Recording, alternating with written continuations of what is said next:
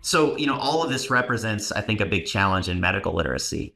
And we talked about how generative AI could potentially help solve some of those challenges. But first, could you just take us through like what are those challenges that some of your patients experience? Then maybe we can talk through live, like how we could address those.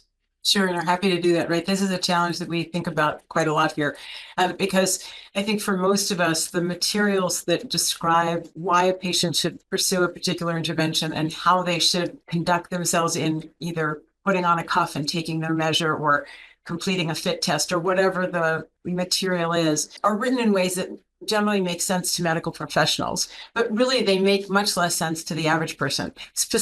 Much more challenging for people for whom English is not a first language, but even there've been a lot of studies to show that even the average high school graduate in the United States has a real challenge understanding the instructions that they get in medical terms. And so for as long as I can remember, the aspiration has been to produce the medical materials at somewhere between a second and fifth grade reading level, regardless of the specific educational level of the actual patient. And from what I've seen, and we haven't made an enormous amount of progress on that as first pass, but that's something we focus on. And then in addition, we need to, for the patients that we're taking care of, we need to make sure that there are translations available for the written and sometimes often for the spoken patient in their preferred language. So where we are probably, there are 5 active languages that are necessary on a regular basis for the populations that we're taking care of.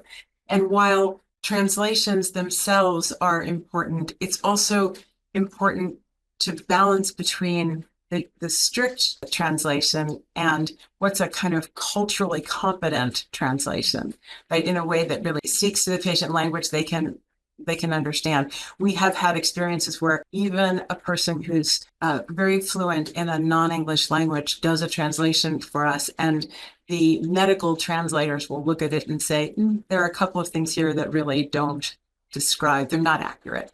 So I think, to your point about AI as an assist here, I think it is absolutely true that translation using AI tools would be a great assistant, probably get us a first draft that's really much more efficient than asking someone to do the painstaking work of translation. But because the challenge is in what language is actually going to speak to people, I think we still need human translation to augment what the AI tools can do.